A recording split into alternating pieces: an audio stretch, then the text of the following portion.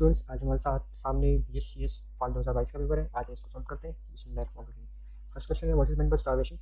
Starvation is when a process is keep getting squeezed for resources it needs even though other processes are using and reusing it. Starvation क्या है कि बाकी जो process है वो एक रिसोर्स को एक्वायर भी कर रहे हैं और उसको रिलीज भी कर रहे हैं, उसको यूज भी कर रहे हैं, लेकिन एक प्रोसेस जो है वो बार बार क्या कर रहा है, स्किप किए जा रहे हैं। जैसे एक लाइन में एक काफ़ी सारे लोग खड़े हुए हैं, लेकिन जैसी जो बंदा है, एक बंदा है, उसकी बारी आती है, उससे आगे कोई और बंदा आ जाता है। ठीक है, हाई प्रायोरिटी वाला बंदा आ जाता है, तो उसकी जो बारी है वो डिले होती जाती है, बार बार डिले हो रही है। यहाँ पे जो एग्जांपल दी हुई है उसमें एक रोलर कोस्टर है। ठीक है, उसमें क्या कर रहे हैं कि हाई प्रायोरिटी पीपल जो है वो आगे जा रहे हैं और एक बंदा जो है वो पीछे, बार बार पीछे जाए जा रहा है। जैसे फॉर एग्जाम्पल आप ये समझ लें कि जो ओल्ड एज बंदे हैं, ठीक है, उनको प्रायोरिटी दी जा रही है, और जो बच्चे हैं, एक बच्चा जो है वो खड़ा हुआ है और उसकी बारी नहीं आ रही। ठीक है, तो explain three properties of critical section problem solution. Three properties बतानी है क्रिटिकल सेक्शन प्रॉब्लम के सॉल्यूशन के लिए। फर्स्ट जो है वो होती है म्यूचुअल एक्सक्लूजन होती है। ठीक है, दूसरी प्रोग्रेस होती है और बाउंड्री वेटिंग होती है। म्यूचुअल एक्सक्लूजन में क्या होता है कि क्रिटिकल सेक्शन को एक वक्त में एक ही प्रोसेस जो है वो एक्वायर करेगा, ठीक है, यूज़ करेगा। क्रिटिकल सेक्शन में एक वक्त में एक ही प्रोसेस होगा। ठीक है, और जो प्रोग्रेस है उसमें क्या होता है कि अगर तो क्रिटिकल सेक्शन के अंदर कोई और प्रोसेस नहीं है तो फ़ौरन से जो है आपको अगले प्रोसेस को भेजना चाहिए। ठीक है, और आप उनको डिले नहीं करना। ठीक है, विदाउट अननेसेसरी डिले। ठीक है, और जो जाना चाह रहे हैं सिर्फ उसी को भेजना है, किसी और को नहीं भेजना। बाउंडिंग वेट में क्या होता है कि आप हर प्रोसेस को बताओ कि आपकी बारी जो है वो इतने टाइम बाद आएगी। ठीक है, यानी स्टारवेशन नहीं होनी चाहिए, आपको पक्का पता होना चाहिए कि इतने टाइम के बाद जो है इस प्रोसेस की बारी आएगी। तो फिर आगे है right solution of a bounded buffer problem. ठीक है, यूजिंग सीमाफोर्स। अब सीमाफोर्स के जरिए जो हमने प्रोड्यूसर कंज्यूमर प्रॉब्लम या बाउंडेड बफर प्रॉब्लम जो है इसको सॉल्व कर लें। तो सबसे पहले देखें कि ये हमारे पास प्रोड्यूसर का फंक्शन है और ये कंज्यूमर का फंक्शन है। इसमें देखें वाई ट्रू। ठीक है, जब तक तो ट्रू है तब तक ये चलता रहेगा। तो उसके अंदर क्या है कि जो प्रोड्यूसर है वो एक आइटम को प्रोड्यूस करेगा और वेट ई करेगा। ठीक है, यहाँ पे क्या कर रहा है, वेट ई कर रहा है। ई क्या है, ई बेसिकली जो है ये अरे है। ठीक है, एम्प्टी किए करे है, इसको वो वेट करेगा। ठीक है, यानी वेट से हम लोग क्या करते होते हैं, वेट से, ठीक है, वेट ई करेगा और फिर उसके बाद क्या करेगा, वेट एस करेगा। ठीक है, फिर उसके बाद जो है एस क्या है, ये सीमाफोर है। ठीक है, उसके बाद जो है बफर को ऐड करेगा, दोबारा से सिग्नल ऑफ एस करेगा और वेट एफ करेगा। ठीक है, ये चीज़ आपने देख लीजिए। शुरू में क्या कर रहा है, वेट ई कर रहे हैं, एंड में क्या कर रहे हैं, वेट एफ कर रहे हैं। इसी तरह देखिए कंज्यूमर क्या कर रहा है, सबसे पहले वेट फुल कर रहा है। ठीक है, यानी ये एक जो है उसको आइटम को बढ़ा रहा है। ठीक है, यानी फुल में क्या हो रहा है कि अंडरफ्लो को जो है कंट्रोल करने के लिए हम लोग वेट एफ कर रहे हैं। ठीक है, फुल नाम की अरे को जो है वो हम लोग वेट कर रहे हैं और फिर उसके बाद वेट एस कर रहे हैं, एक आइटम को उठा के यूज़ कर रहे हैं। ठीक है, और वेट एस कर रहे हैं, सॉरी सिग्नल एस कर रहे हैं, और फिर उसके बाद वेट ई कर रहे हैं। ठीक है, ये चीज़ आपने देखनी है। ऊपर जो है वेट एफ हो रहा है, कंज्यूमर क्या कर रहे हैं, फुल को वेट कर रहे हैं और एंड के ऊपर एम्प्टी को वेट कर रहे हैं। ठीक है, तो ये जो है ये उल्टा होता है। फिर उसके बाद क्या है कि consider logical address space of 32 pages of 24 bytes each map on a physical memory of 16 frames. How many bits are there in physical address? Physical address में जो है वो कितने बिट्स होंगे? तो इसके बेसिकली दो तरीके हैं। आप पावर ऑफ 2 भी कर सकते हैं और बाइनरी रिप्रेजेंटेशन से भी कर सकते हैं। पावर ऑफ 2 से कर सकते हैं, बाइनरी रिप्रेजेंटेशन से कर सकते हैं और लॉग फाइंड कर सकते हैं। ठीक है, तो पेज साइज से हम लोग क्या निकालते होते हैं, ऑफसेट। ठीक है, तो देखिए पेज साइज क्या है, 24 बाइट्स। अब 24 जो है ये 2 की पावर में तो नहीं आता, तो हम लोग इससे देखेंगे कि ज़्यादा कौन सा है। ठीक है, इसकी क्लोज रेंज में ज़्यादा कौन सा है। तो 2 पावर 5 जो है, 2 पावर 5 जो है वो 24 से बड़ा है। ठीक है, या इसको 2 पावर एन लिखते हैं। ठीक है, 2 बचा आगे 32 भी लिखो, तो यहाँ पे आप 2 पावर 5 लिखते हैं। तो ये 32 है जो कि इससे बड़ा है, और 2 की पावर क्या है, 5, तो वही हमारे पास आ जाएगा ऑफसेट। फिर इसी तरह फ्रेम से है, फ्रेम्स में यहाँ पे दी हुई 16 फ्रेम्स है, तो इसको जो है हम लोग जब कन्वर्ट करेंगे तो हमारे पास 2 पावर 4 आ जाएगा, 4 बिट्स में आ जाएगा। ठीक है, तो इससे हम दोनों को जब हम लोग इसको ऐड करेंगे, ऑफसेट को ऐड करेंगे फ्रेम के साथ, तो हमारे पास फिजिकल एड्रेस आ जाएगा, जो कि हमने यहाँ पे फाइंड करना था। How many bits are there in physical address. दूसरा मेथड है इसका बाइनरी रिप्रेजेंटेशन के लिए। तो बाइनरी रिप्रेजेंटेशन के लिए आप देखें कि 23 है या 24 है। ठीक है, लार्जेस्ट बाइट कौन सा, 23 है, 0 से लेकर 23 तक। तो इसको जब आप लोग बाइनरी में रिप्रेजेंट करेंगे तो आपको कितने डिजिट चाहिए, ठीक है, कितने बिट्स चाहिए आपको स्टोर करने के लिए, 1 2 3 4 5, तो ये आपके पास 5 आ गया। तो फिर इसी तरह फ्रेम को देखें, फ्रेम में कितने हैं, 0 से लेकर 15 तक 16 फ्रेम्स है, तो इसको आपको स्टोर करने के लिए कितने चाहिए, 1 2 3 4 4 चाहिए। ठीक है, तो आप इन दोनों को जब ऐड करेंगे तो 9 आंसर आएगा। तो इसके बाद consider the function of compare and swap जो है ये उन्होंने एक फंक्शन किया हुआ है, इसको बताना है कि हमने यूज़ कैसे करना है। तो देखिए सबसे पहले आपने क्या करना है, लॉक नाम का एक वेरिएबल बनाना है, ठीक है। आप इसको बेशक सीमाफोर बना रहे हैं, ठीक है, 0 से इनिशियलाइज कर दें। फिर उसके बाद ये क्या करेगा, वाई, ठीक है, कि आप इन्हें एक फंक्शन बनाए, इसको बिना फंक्शन के लिए आप लिख सकते हैं। आप क्या करें कि वाई कंपेयर एंड स्वैप का फंक्शन आप कॉल करें। इसको क्या क्या चीज़ें चाहिए होती है, एक वैल्यू जो है इसको चाहिए होती है कि जो ये वैल्यू सेट करेगा, और एक्सपेक्टेड वैल्यू चाहिए होती है, और न्यू वैल्यू चाहिए होती है, ठीक है।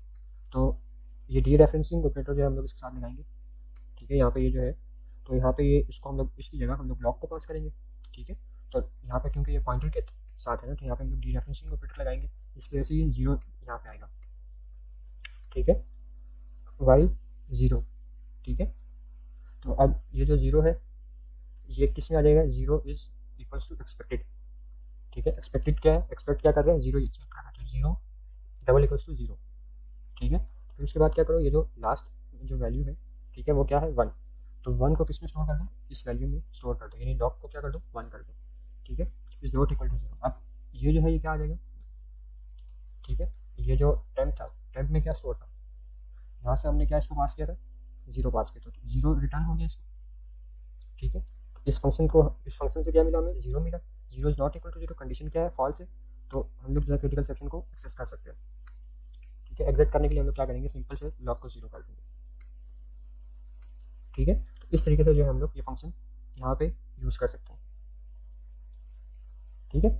अब इसकी एक्सप्लेनेशन जो है वो यहाँ पे भी लिखी हुई है, process check lock equal to 0 free lock is set to 1। अगर तो प्रोसेस जो है वो फ्री है, लॉक इज सेट टू 1, जो प्रोसेस है, ठीक है, वो लॉक को 1 सेट कर देगा, जो कि यहाँ पे वो सेट कर रहे हैं, न्यू वैल्यू क्या थी हमारे पास 1, तो 1 को सेट कर देगा लॉक, यहाँ पे आ जाएगा 1, ठीक है।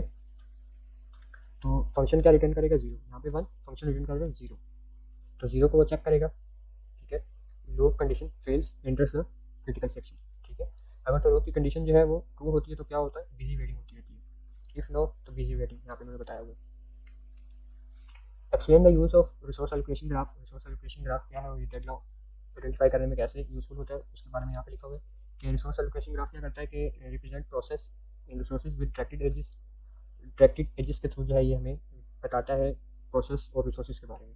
अगर तो एज जो है वो प्रोसेस से रिसोर्स की तरफ जा रहा है तो क्या हो रही है, रिक्वेस्टिंग अ रिसोर्स, ठीक है। A process is requesting a resource. अगर तो रिसोर्स से प्रोसेस की तरफ जा रहे थे, एलोकेटेड टू अ प्रोसेस, यानी एक रिसोर्स जो है वो एलोकेट हो गया प्रोसेस में, ठीक है। अच्छा, फिर डेडलॉक को कैसे हम लोग डिटेक्ट करते हैं कि अगर तो साइकिल है और हर रिसोर्स का एक इंस्टेंट है तो तब डेडलॉक एग्जिस्ट करता है। अगर तो एक से ज़्यादा रिसोर्सेज है तो डेडलॉक एग्जिस्ट कर भी सकता है, नहीं भी कर सकता, ठीक है। अगर तो साइकिल ही नहीं है तो इसका मतलब क्या है कि डेडलॉक फ्री है। फिर consider the following question, sorry, consider logical address of 64 pages of 2 bytes each, ठीक है। इसको आप जरा पढ़ लीजिएगा, मैं डायरेक्टली इंटर से आता हूँ। लॉजिकल एड्रेस कितनी दी हुई है, 64 पेजेस की दी हुई है। पेज साइज कितना दिया हुआ है, 2 बाइट्स दिया हुआ है। फिजिकल मेमोरी कितनी दी हुई है, ये दी हुई है। अच्छा, पेज साइज से हम लोग क्या फाइंड करते हैं, ऑफसेट फाइंड करते हैं। तो इसको हम लोग सबसे पहले कन्वर्ट कर लेंगे इसमें, ठीक है, बाइट्स में कन्वर्ट कर लेंगे, किलो बाइट्स में, इसको सिर्फ बाइट्स में कन्वर्ट कर लेंगे। बाइट्स में कन्वर्ट करने के बाद जो है हम लोग इसको बेसिकली लॉग में ले लेंगे तो हमारे पास ऑफसेट आ जाएगा। और अगर हम लोग इसको 2 की पावर में लिख लें तब भी हमारे पास जो है जो 2 की पावर जो आती है वही हमारा ऑफसेट होता है, ठीक। ऑफसेट आ जाए उसके बाद लॉजिकल एड्रेस में क्या होता है, उन्होंने ये लॉजिकल एड्रेस स्पेस दी है ना, तो लॉजिकल एड्रेस में क्या होता है हमारे पास, लॉजिकल एड्रेस में हमारे पास 2 चीज़ें होती हैं। पहली चीज़ जो होती है वो होता है पेज नंबर, ठीक है, और दूसरी होती है ऑफसेट।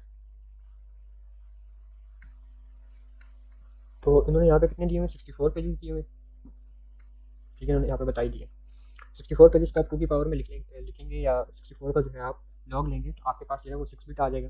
और ऑफसेट हमारे पास 6 को आप 11 के साथ ऐड कर देंगे, ई और डी को ऐड कर देंगे तो आपके पास क्या आ जाएगा, लॉजिकल एड्रेस बिट आ जाएगा, ठीक है, जो कि है 17 बिट्स। इसके बाद how many bits are there in physical address.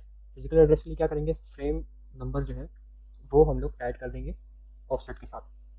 तो नंबर ऑफ फ्रेम्स इन्होंने कितनी दी हुई है, 128। फिजिकल मेमोरी इन्होंने दी हुई है 128 फ्रेम्स। तो 128 फ्रेम से इसको हम लोग बिट में जब हम लोग कन्वर्ट करेंगे, लॉग लेंगे तो आ जाएगा हमारे पास 2⁻⁷ और जी जो है हमारे पास एफ आ जाएगा, ठीक है, फ्रेम नंबर आ जाएगा। फ्रेम नंबर प्लस ऑफसेट जब हम लोग करेंगे तो हमारे पास 18 बिट्स जो है फिजिकल एड्रेस भी आ जाएगा। Page table entry, page table entry का जो है वो साइज़ कितना होता है, फ्रेम के इक्वल होता है, यानी नंबर ऑफ फ्रेम का जो फ्रेम नंबर बिट जो होता है उसी के इक्वल होता है, ठीक है। और होता है बाइट में, तो ये चीज़ आपने याद रखनी है, बाइट में या बाइट्स में होता है। तो इसको फिर हम लोग क्या करते होते हैं कि नियरेस्ट जो भी होता है, यानी अगर मैं इसको बताऊँ लिख के समझाऊँ, तो हम लोग क्या करते हैं कि नियरेस्ट बाइट पर अपर हाफ पर राउंड ऑफ करते हैं, ठीक है, राउंड ऑफ करते हैं, ठीक है। तो 7 बिट जो है वो क्या होता है, 7 बिट को स्टोर करने के लिए हमें मिनिमम 1 बाइट चाहिए है, तो इस वजह से जो है इसका जो पेज टेबल एंट्री साइज जो होगा वो भी कितना होगा, 1 बाइट होगा। Total number of bits use for page table, total number of bytes use for page table. अब नंबर ऑफ पेजेस कितने थे, 64। एक साइज ऑफ 1 एंट्री, 1 एंट्री का साइज कितना है ये हमने यहाँ पे कैलकुलेट किया 1 बाइट, तो जब इन दोनों का आपस में मल्टीप्लाई कर देंगे तो हमारे पास total number of bytes use for page table आ जाएगा, ठीक है, यानी पेज टेबल का साइज आ जाएगा। फिर नेक्स्ट क्वेश्चन है हमारे पास, ये बहुत ईजी से ETA फाइंड करना है, ठीक है। पार्ट 1 में हमने ETA फाइंड करना है और पार्ट 2 में जो वेट सिग्नल का जो है वो हमने फंक्शन लिखना है। तो देखें कि हिट रेशो उन्होंने क्या दी हुई है 60%, 60% को आप कन्वर्ट कर लें पॉइंट्स में कन्वर्ट कर लें तो ये हमारे पास क्या आ जाएगा 0.6, तो 0.6 को आप हिट रेशो की जगह के ऊपर रखें, ठीक है, और ये जो है 20 जो है इसको आप यहाँ पे रखें, ठीक है, और M को जो है आप यहाँ पे रखें, ठीक है। और फिर इसमें आप क्या कर दें, मिस रेशो के लिए हम लोग क्या करते होते हैं 1 - h करते होते हैं, ठीक है। तो मैं यहाँ पे आपको करके दिखा देता हूँ, देखिए EAT फाइंड करना है, तो उसके लिए हम लोग क्या करते हैं h मल्टीप्लाई बाय ये जो TLB प्लस M है, ठीक है, TLB प्लस M, ठीक है, फिर प्लस 1 - h, ये जो है ये हमारे पास h है, ठीक है, 1 - h करते होते हैं, और फिर ये इसका फार्मूला है, इस ये भी है और ये भी है, मतलब आप जिस तरीके से मर्जी लिखें। तो इस तरीके से अगर आप लोगों को सही समझ में आता है तो आप इस तरीके से लिखें। हिट टाइम जो है ये कैसे फाइंड होगा, इन दोनों को जब आप ऐड करेंगे तो हिट टाइम आ जाएगा, और फिर जो है जब आप ये जो है ये क्या है मिस टाइम है, तो मिस रेशो क्या होगी 1 - h जो है ये हमारी क्या आ जाएगी मिस रेशो आ जाएगी। आप बस वैल्यूज पुट करें और आपका आंसर आ जाएगा, ठीक है। फिर सीमाफोर के लिए, काउंटर सीमाफोर के लिए जो है ये जो है इसका जो है कोड वो ये होता है कि आप पहले क्या करते हैं एस इक्वल्स टू S-1 करते हैं, और फिर जो है आप चेक करते हैं कि एस की जो वैल्यू है वो 0 से बड़ी है, तो आप क्या कर लेते हैं इसको क्यू में ऐड कर लेते हैं, ठीक है, और प्रोसेस को ब्लॉक कर देते हैं। सिग्नल के लिए आप क्या करते हैं कि क्यू में से आप रिमूव कर देते हैं, ठीक है, और पी को आप पिकअप कर देते हैं, ठीक है। फिर उसके बाद जो है ये सबसे ईजी क्वेश्चन जो है वो ये वाला क्वेश्चन है। इसमें क्या कर रहे हैं कि ये हमारे पास एक रेफरेंस स्ट्रिंग दी हुई है, हमने बताना है कि फॉल्ट है या नहीं है। फॉल्ट कैसे पता चलेगा, अगर तो वो जो है पहले से एग्जिस्ट नहीं करता, ठीक है, तो फॉल्ट है, अगर तो वो एग्जिस्ट करता है तो फॉल्ट नहीं है, तो हिट है, ठीक है।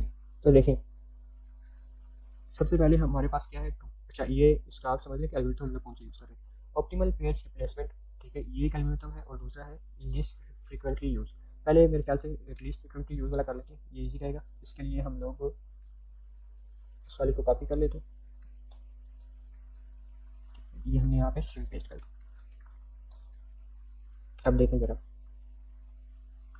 अब सबसे पहले क्या है यहाँ पे टू क्या पहले से एग्जिस्ट करता है, फ्रेंड्स के अंदर नहीं करता, क्योंकि फर्स्ट है तो फर्स्ट में वो एग्जिस्ट नहीं करेगा, ठीक है, तो क्या होगा फॉल्ट होगा। ये फॉर एग्जांपल मैं यहाँ पे इसको ऐड भी कर देता हूँ, ये शुरू में देखें सबसे पहले हमारी जो भी अरे है, ठीक है, अरे होती है इसमें इसकी जो लेंथ होती है वो होती है 3, ठीक है। तो सबसे पहले अरे क्या होगी वो एम्प्टी होगी, उसके अंदर पहले क्या आएगा 2 आएगा, ठीक है, पहले तो वो एम्प्टी होगी ना, तो फिर हम लोग जब इसको ऐड करेंगे अरे के अंदर लाएंगे तो उसमें देखेंगे कि पहले से वो एग्जिस्ट करता है या नहीं करता, ठीक है। तो जब हम लोग 2 को लाएंगे तो 2 तो पहले से अरे में है ही नहीं, क्योंकि अरे तो एम्प्टी इनिशियलाइज हुई है, तो जब वो नहीं है अरे में नहीं है तो फॉल्ट आएगा, ठीक है। फिर उसके बाद नेक्स्ट देखेंगे 1, क्या 1 पहले से अरे के अंदर है, ये 2 आ गया, 1 पहले से अरे के अंदर है नहीं है, ठीक है। तो फॉल्ट आएगा, 1 को हम लोग ऐड कर देंगे। फिर उसके बाद 0, क्या 0 पहले से अरे के अंदर है? नहीं है, तो हम लोग क्या करेंगे, फॉल्ट यहाँ पे टिक कर देंगे और यहाँ पे 0 को ऐड कर देंगे। फिर उसके बाद क्या है, नेक्स्ट 2, क्या 2 पहले से है अरे के अंदर? यहाँ है, तो हिट आएगा, फॉल्ट नहीं आएगा, फॉल्ट हमने क्रॉस कर दिया। फिर उसके बाद 3, क्या 3 एग्जिस्ट करता है इसमें? नहीं करता, ठीक है, 3 एग्जिस्ट नहीं करता। तो फिर जो है हम लोग इसको रिमूव कर देंगे, ठीक है। यहाँ पे हम लोग रिमूव करने के लिए हम लोग देखेंगे, क्योंकि हमारी अरे फुल है तो हम लोग एक किसी को रिमूव करेंगे। रिमूव करने के लिए हम लोग देखेंगे कि सबसे कम कौन सा इस्तेमाल हुआ है, इस साइड से देखना शुरू कर देंगे आपने, ठीक है, क्योंकि ये 0 इंडेक्स है तो आपने इस साइड से देखना शुरू करना है। क्या 2 जो है वो रीच फ्रीक्वेंटली यूज़ है? ठीक है, नहीं, 2 को जो है हमने एक दफ़ा यूज़ किया था। फिर उसके बाद 1 को देखें, 1 को जो है हमने रीच फ्रीक्वेंटली यूज़ किया। अच्छा, ये काम किस तरीके से करता है? ये जो 0 है ये तो अभी भी आया ना, ये काम किस तरीके से करता है? ये काम करता है जिस तरीके से आपकी जो है मोबाइल के अंदर आपने एक साथ काफ़ी सारी ऐप्स ओपन की हैं, तो जो ऐप जो है आपने बहुत पहले यूज़ की है और अभी वो यूज़ नहीं कर रहे हैं, ठीक है, यानी आपने 8-10 ऐप जो है वो एक साथ ओपन करिए, तो जो आपकी फर्स्ट वाली ऐप होगी वो आप यूज़ नहीं कर रहे, तो उसको जो है वो कॉन्टेक्ट स्विच कर देगा, उसका जो डेटा है वो निकाल देगा, उसको जो है सेकेंडरी मेमोरी के अंदर वो ले जाएगा, ठीक है। तो इस तरीके से जो है ये काम करता है। तो 2 जो है अभी रिसेंटली यूज़ हुआ है, 0 भी जो है अभी रिसेंटली यूज़ हुआ है, 1 जो है ये सबसे एंड में यूज़ हुआ था, ठीक है, आप लोग यहाँ से इसको देख सकते हैं, ठीक है। 2 रिसेंटली यूज़ हुआ है, 0 जो है वो उसके बाद यूज़ हुआ है, और 1 जो है ये सबसे रिसेंटली, मतलब सबसे ज़्यादा जो है देर से ये यूज़ हुआ था, इसकी जगह 3 आ जाएगा, ठीक है। इस तरीके से जो है आप इस सारे को जो है फिल कर सकते हैं। बेसिक आइडिया मैंने दे दिया, अगर आप लोगों को नहीं समझ में आया तो मैं इसकी अलग से वीडियो बना दूंगा, ठीक है, उसमें आप इसको समझ लीजिएगा। आप कमेंट सेक्शन में मुझे बता दीजिएगा, मैं इसकी अलग से वीडियो बना दूंगा। फिर जो है नेक्स्ट हमारे